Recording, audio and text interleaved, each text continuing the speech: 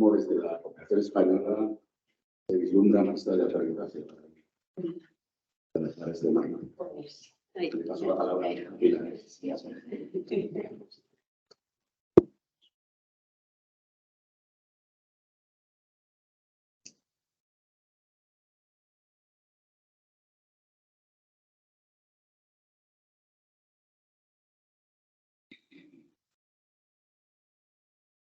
Bueno, pues nada, muchas gracias. Yo me siento muy segura hablando en euskera, puedo decir cualquier barbaridad. De hecho, yo suelo decir muchas barbaridades, me conoce internacionalmente. Empezamos con las anécdotas ya. Y el otro día estábamos en una reunión súper estratégica y yo me inventé términos directamente, solté la palabra, se me vino por la cabeza. Entonces, no decir nada para que no pierda así, no nos empieza toda la dignidad. Hay buenas, estás que puedes notar. Pueden hacer el cambio, ¿no? Rápidamente. Bueno, muchas gracias por invitarme y compartir esta mañana con vosotros y con vosotras. Muchas gracias por presentarme. La verdad es que es cierto que cuando uno trabaja desde una perspectiva y le sacan del contexto y ve las cosas desde otra mirada, desde otro ángulo, se da cuenta de muchas cosas, ¿no? Se da cuenta de que, bueno, esto lo que voy a decir, pues evidentemente lo sabéis de sobra. Y es que hemos construido un concepto que es bonito, pero es que es real. La cooperación española la suma de las partes, pero que en realidad no hemos tenido muchas oportunidades para sumarnos, ¿no? Más bien nos vamos un poco encontrando en las demandas. Tú cuando decías las promesas, digo, ay Dios mío, yo promesa no voy a hacer a nadie, ¿eh? Eso es una palabra mayor. Es verdad que cuando uno representa una institución como la Agencia Española de Cooperación, que me imagino que sabéis cuál es el papel que desempeña, ¿no? Pues es complicado, porque es como que la gente te ve como el gobierno. Bueno, es cierto que nosotros tenemos la responsabilidad de llevar a cabo o de intentar implementar pues, las políticas de Estado, eso es cierto, ¿no? Pero tampoco tenemos esa capacidad de tomar decisiones tan directas, ojalá fuera así. Y lo que sí que creo que es una oportunidad y un reto es esto, ¿no? El podernos encontrar, el poder avanzar y el poder dialogar, porque muchas veces uno ve su realidad, su ámbito, ¿no? Y estando parece como que, según hablabas tú, del tema de lo local, pues a nosotros nos pasa que cuando tú miras hacia Europa, lo local es España. Cuando tú miras desde el gobierno, lo local es otra cosa. Es lo mismo, pero con otro ángulo, ¿no? Entonces, estas cosas son importantes pues también para entender hacia arriba y hacia abajo, porque creo que es muy importante entender que en sí mismo el territorio nacional es diverso, hay una enorme diversidad, hay una enorme diferencia entre los territorios muy avanzados, como puede ser el caso de Euskadi, territorios que van, pues dependiendo del tipo de política que tengan, avanzando o retrocediendo en ciudadanía global, y esto es la realidad que configura la diversidad de nuestro territorio nacional. Mira, yo he puesto arriba un logo que es súper antiguo, nuestro mundo, nuestra dignidad, nuestro futuro, que fue en el 2015, precisamente una campaña europea del Año Europeo del Desarrollo, y a mí me parece súper potente, porque es que realmente lo que nos estamos jugando todos y todas es eso, nuestro mundo, nuestra identidad y nuestro futuro, ni más ni menos, ¿no? Y cuando pensamos en las preguntas que nos habían transmitido desde la Agencia Vasca, qué podíamos aportar nosotros para que pudiéramos ver entre todos la fortaleza que pueda tener la declaración de Dublín, los retos que nos implica y cómo podemos aportar y sumar, pues yo me he planteado una serie de cuestiones. Nosotros estamos trabajando como representantes de España en Chile desde hace muchos años. No hemos tenido tampoco un papel protagónico porque somos muy débiles. En la agencia yo soy la única persona que trabaja en ciudadanía global en la Agencia Española de Cooperación.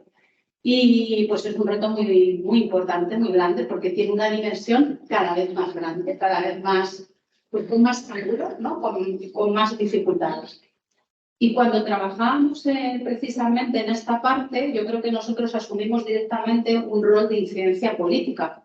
Es decir, nos importaba la declaración y lo que se escribiera en esa declaración, pero nos importaba tanto más en la posibilidad de que desde nuestro gobierno pudiera haber una representación, porque sí que era estratégico que ese apoyo, más de lo que, o sea, la declaración iba a salir con o sin nosotros, pero nos importaba que eso estuviera avalado políticamente, porque además nosotros también estamos en un momento estratégico de cambios. Tenemos, sabéis todos, me imagino, todas, los que estáis en el mundillo, la gente que está más en la escuela quizás menos, ¿no? Pero que estamos con una estrategia española que la vamos diciendo por ahí como España tiene estrategia y no la queremos soltar, pero que está súper antigua no en el sentido de que no sea un trending topic, porque yo creo que casualmente está sentada en el tercer plan director y es buenísima. Estamos en el sexto y hemos pasado algún que otro túnel y bache, ¿no? Y esa declaración es un libro blanco y así se ha reflejado en algunas situaciones de evaluación que se han llevado a cabo, ¿no? Y me parece que sí que tenemos desde hace mucho tiempo en España, en el territorio nacional y en los distintos territorios también, pero de alguna manera esa estrategia es el paraguas que aglutina las visiones diferentes del territorio nacional. Y me parece que tenemos una visión bastante acoplada a la visión que tenía Europa, ¿no? Incluso nosotros fuimos un poco encima chulescos, muy de Madrid, ¿no? Muy de Madrid. Y dijimos, esto se queda un poquito corto, ¿no? O sea, se nos queda un poquito... Pero es verdad que cuando tú tienes que aglutinar el pensamiento de países muy diversos en la Unión Europea, pues es un logro el conseguir determinados términos que queden ahí y que todo el mundo los avale, ¿no? Creo que ese es el principal, el valor más importante, el valor añadido que tiene. Y como bien decía Rita, uno de los retos grandísimos que yo creo que tenemos todos los que trabajamos en ciudadanía global es que al final estamos constantemente, siempre se dice que definir la ciudadanía global es complicado porque es un término que está permanentemente abierto, porque hay una evolución constante, el contexto cambia constantemente y tenemos que ser capaces de darle velocidad para no quedarnos en una idea filosófica y que realmente esté totalmente desvinculada del movimiento que lleva hacia adelante, ¿no? Y entonces, una de las cosas más importantes que tenía que hacer la declaración, como bien ha dicho Rita, es actualizar el concepto, que nos volviéramos a poner de acuerdo en qué significa la ciudadanía global. A mí me gusta también mucho utilizar ciudadanía global. Yo creo que ya, por fin, gracias a la nueva ley, ya no estoy trabajando en educación para el desarrollo, pero también me da mucha pena, porque como tú decías, a veces la gente que viene, cada vez más se habla de educación. Y yo creo que siempre, no sé, esto igual es absurdo que lo diga, porque lo sabéis mejor que yo, seguro.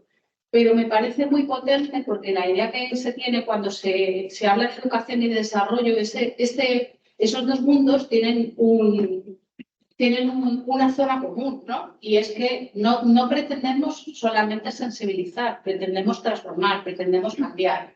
Y a eso es a lo que nosotros le damos el valor de educar, porque no queremos que la gente solamente conozca, que se informe, no queremos que la gente solamente actúe en un momento puntual, queremos que realmente cambie la mirada, ¿no?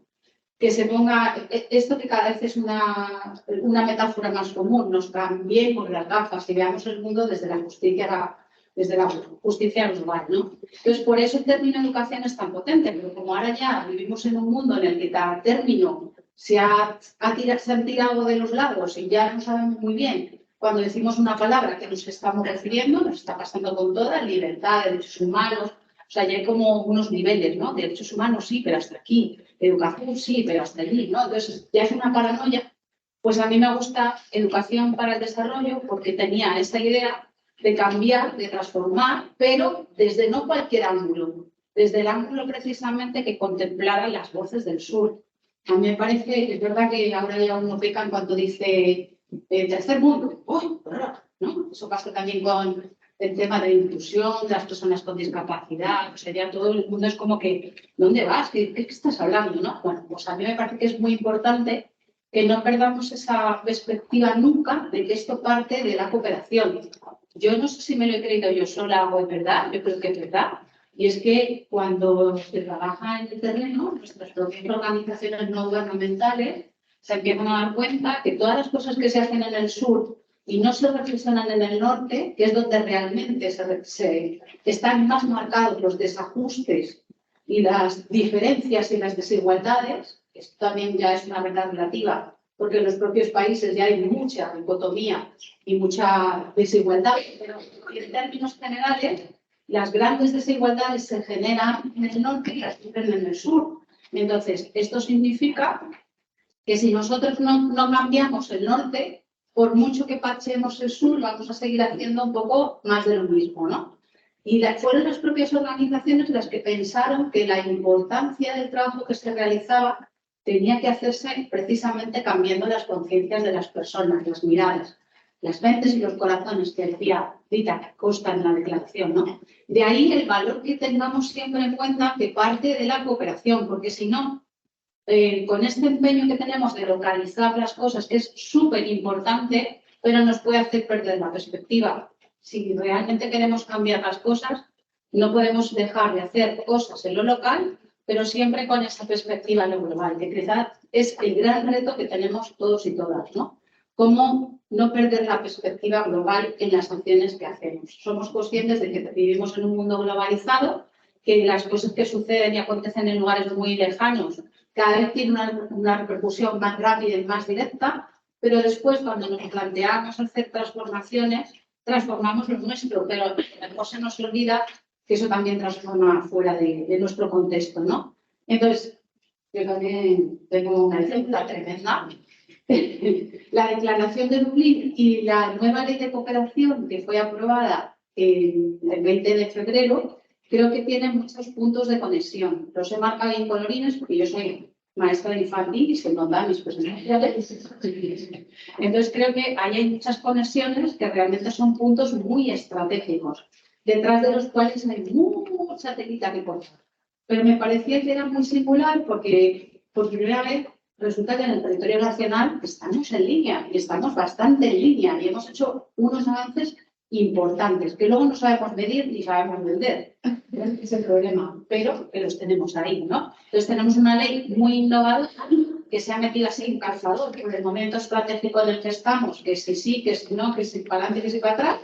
Se ha aprobado la ley. Tenemos un marco que además utiliza una terminología que yo creo que también tiene la ley educativa, porque en nuestro país casualmente se ha producido un cambio en la declaración de Dublín, un cambio en la ley de educación, un cambio en la ley de cooperación, y todas ellas tienen puntos de conexión y hablamos de transformación, hablamos de una educación inclusiva, de calidad, equitativa, hablamos de lo ecosocial, de la importancia del medio ambiente, pero es con las personas, o sea que estamos como muy trending topic, ¿verdad? Bueno.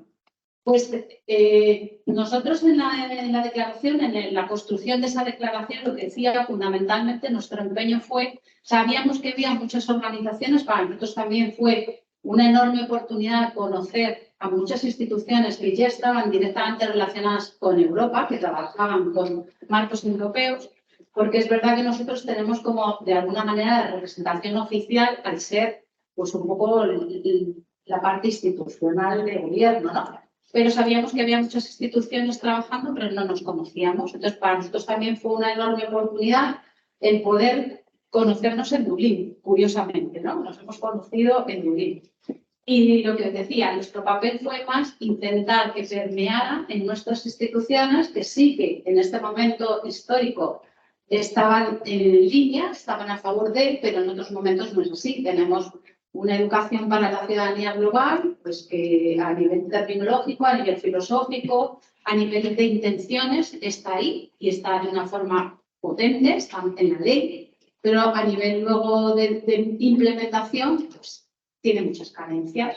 Entonces, era importante que nuestros políticos esta declaración la tomasen como referencia, porque creo que es una oportunidad cuando la visión que se tiene en este momento a nivel de gobierno es precisamente la visión multilateral, la capacidad y la fuerza que tienen no solamente las instituciones europeas, hay que formar parte de las instituciones europeas, porque el mensaje es mucho más engrosado. No es lo mismo que lo diga España que lo diga la Unión Europea, la Comisión Europea, ¿no? Y en ese sentido, el sumar fuerzas con otros Estados miembros pues era fundamental para que esta competencia tuviese por fin un poquito más de fuerza, ¿no? Yo intentaba de alguna manera extraer de las preguntas que nos habíais puesto las ideas clave, ¿no? Y yo aquí hacía una pregunta, o sea, nos hacemos una pregunta que yo creo que lo tenemos todo en mente y que va a ser una pregunta eterna, porque hay que ir caminando para resolverla. Y es precisamente esto, ¿no? Tenemos claro lo que tenemos clara la dirección del mundo hacia dónde lo queremos dirigir.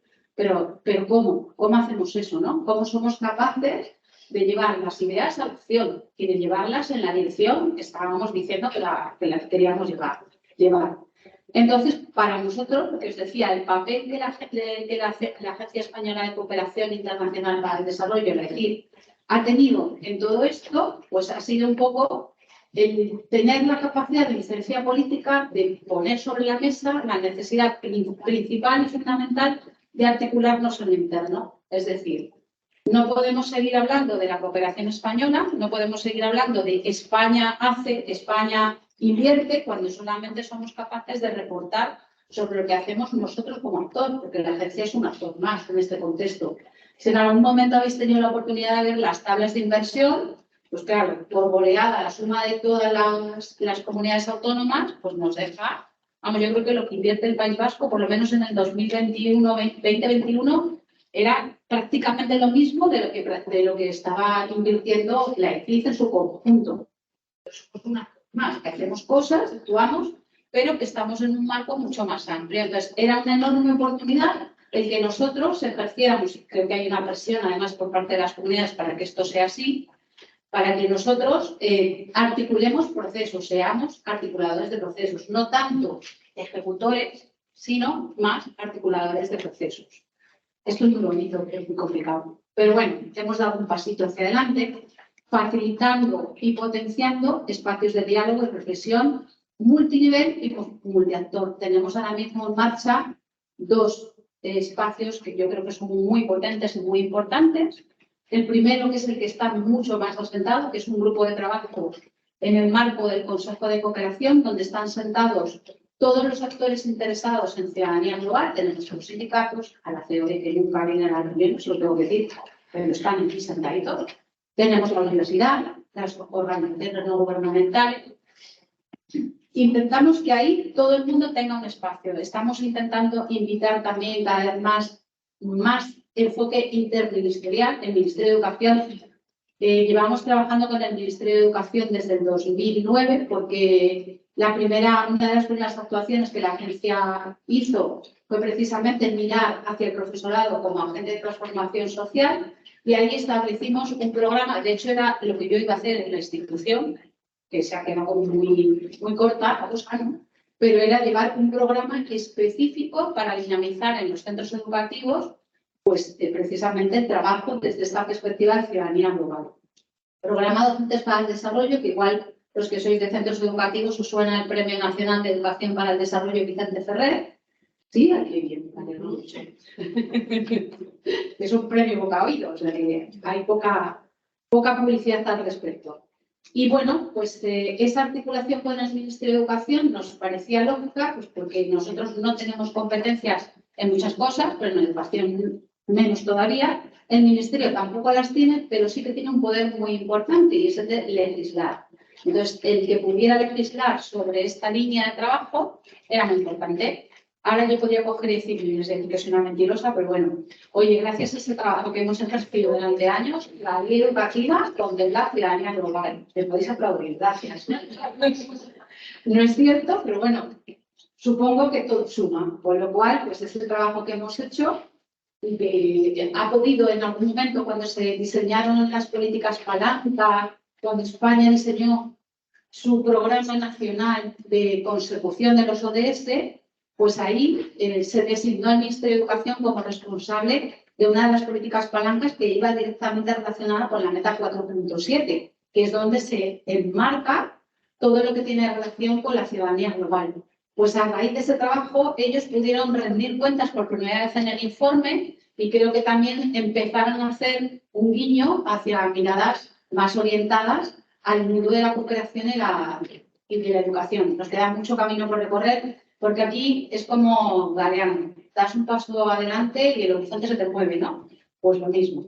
Bueno, Este espacio que os decía está muy asentado. Estamos ahora mismo con la implementación de la ley y el nuevo gobierno. Se va a cambiar un poco la configuración de lo que es el Consejo de Desarrollo Sostenible, que es, no sé si sabéis, si me ponéis cara de sí, no lo explico, es donde se reúnen todos los actores de la cooperación interesados en el avance de la misma y en el seguimiento y control de la cooperación. Entonces hay un consejo donde se reúne todo. Me imagino que a nivel de comunidad autónoma es igual, ¿no? Y a nivel local me imagino que también, porque prácticamente se replican un poco los niveles, ¿no? Bueno, pues el otro empezamos aprovechando la oportunidad de que se hablaba de esa necesidad de coordinación, pues fuimos estrategas y lanzamos unas jornadas específicas para responsables de comunidades autónomas y entidades locales en el ámbito de la ciudadanía global. Ahora mismo ya tenemos a nuestras espaldas, mira Mónica, porque ella forma parte de una red, una red de comunidades de puntos focales, expertos en ciudadanía global, porque además la importancia de que fueran técnicos y no directores y directoras. Los técnicos al final son los que suben hacia arriba las competencias y nos parecía que se mueven menos que los políticos y es más importante asentar las ideas en la gente que trabaja. Vale. Entonces, esta nueva red de puntos focales especialistas en ciudadanía global, de comunidades autónomas y entidades locales, también tiene mucha potencialidad porque ya empezamos a hablar de cosas estratégicas en una línea fundamental que siempre hemos tenido en la cooperación española, que es velar por la coherencia de las actuaciones en ciudadanía global en todo el territorio nacional. Mega reto, pero que creo que merece mucho la pena. Bueno, ahí os había puesto un par de cosas, pues potenciar la coherencia de las acciones implementadas, esto que acabo de decir, y también la coherencia de políticas, cada vez más es una línea y que la nueva ley recoge, ¿no? No podemos hacer políticas locales, políticas nacionales, si resulta que tenemos la mirada, o sea, unas políticas que vayan en contra de las políticas que estamos implementando en los territorios del sur y al revés, ¿no? Y luego también, pues, actualizar los documentos estratégicos, como en nuestro caso de estrategia, que eso también es una de las recomendaciones que hace directamente la declaración. Retos. Bueno, yo os he puesto tanta foto así con todo el morro, como está publicada en redes, digo, nadie tendrá derechos de imagen. Me parecía que tenía como mucha potencialidad, porque justo ahí nos encontramos, éramos como la delegación española, y entonces estábamos un montón de personas que no nos habíamos visto en el territorio nacional, que nos vimos allí y que tuvimos la oportunidad de dialogar, ¿no? Habíamos hecho algún guiño con algunas personas, pero en muchos casos era la primera vez que nos veíamos, ¿no? Y creo que fue un momento muy bueno, porque a partir de ahí sí que estamos teniendo como más relación. Y los dos retos gigantes que marca la declaración, no los voy a leer, porque me está mirando ya mal el compañero. Tres, venga, adelante con ello. Bueno, pues exactamente esto, ¿no? Tener una normativa que esté acorde con el reto que queremos asumir y la segunda, que tengamos dinero para llevarlo a cabo, porque somos muy buenos haciendo estrategias, pero luego si no tenemos pasta, pues se nos queda en la mitad. Yo creo que con la declaración, o sea, con la ley, con esta nueva ley, sí que hay una apuesta estratégica por parte de España para que esta competencia, esta línea, esta temática, llamémoslo como nos interese más, nos guste más, tenga por fin un impulso económico, no sé si de recursos humanos, económicamente sí que se ha duplicado ya y se ha mejorado ya, sobre todo para las actuaciones que se llevan a cabo desde la sociedad civil organizada, las organizaciones no gubernamentales, y creo que también se está teniendo en cuenta la necesidad de aplicar nuestra propia estrategia. Vamos a ver si somos capaces de hacerlo desde esa visión del tercer plan director, como habéis hecho en la estrategia aquí, de una manera participativa, donde todo el mundo pueda opinar y que nos oriente, que sea un documento que nos oriente en los próximos años. Y luego también a mí me pidieron que dijera algunos aspectos que me parecían de la declaración que quizá no estaban suficientemente reflejados, que yo como soy una criticona y esta parte me encanta, pues yo resaltaría dos aspectos fundamentales. El primero es precisamente el visibilizar de una forma mucho más clara, más explícita, la importancia de la defensa colectiva de los derechos de las mujeres, de las niñas y las mujeres. creo que también responde un poco al momento en el que estábamos y donde hay algunos países con esa clara tendencia a la ultraderecha, donde hablar de género es, pues ya para que te expulsen de la reunión, ¿no? Y no pongas esto y no pongas esto y quítalo. Entonces, bueno, creo que no debemos dejar nunca de poner esto sobre la mesa, porque es un avance colectivo y no debemos retroceder. Si no se puede escribir en la declaración, marcaremos que esa carencia está, porque creo que es importante. Y el segundo, pues evidentemente porque es un marco europeo y está muy claramente orientado a que Europa se conecte, pero me parece que falta también las voces del sur, ¿no? Que también seguramente si nos criticáramos, nos autocriticáramos, podríamos decir también esto, ¿no? Entonces, bueno, por poner esos dos puntitos. Luego nos decían cómo rendíamos cuentas. Hemos tenido una reunión en Atenas hace nada, en octubre, y ahí hemos tenido la oportunidad de hacer conjuntamente el Ministerio de Educación y nosotros con un informe nacional. También muy cojo, porque es un informe nacional de nuestra actuación como a nivel ministerial, que lo hemos hablado también en la red interministerial, o sea, en la red de comunidades autónomas y entidades locales, que tenemos que ir construyendo un espacio muchísimo más que represente al territorio nacional en toda su diversidad. Pero es muy complejo políticamente porque no queremos de ninguna manera adueñarnos del trabajo que hacen otros, y esto hay que dialogarlo con calma hasta que seamos capaces de construir esa visión de España, de lo que hacemos entre todos, y que sea más real, ¿no? Que no sea lo que hace la Agencia Española de Cooperación. Y este proceso por ahora lo hacemos conjuntamente con el Ministerio de Educación. Esperemos que en el futuro, como os digo, sea más conjunto. Y ya acabo. Segundo reto, pues conseguir esto, ¿no? El que la cooperación interministerial cada vez sea más amplia y esos espacios de redes que realmente queden patentes, queden claros y seamos capaces de trabajarlo, porque quizás el diálogo interno, el diálogo político sea el más complicado. El que menos se ve, el que más esfuerzo lleva y el que más frágil es el más frágil. Inmediatamente corre el viento y se te acabó la coherencia de políticas y el trabajo que se realiza, ¿no? Pero no por eso vamos a dejar de hacer. Y os había puesto ahí pues, un poco los dos espacios de los que he hablado y 50.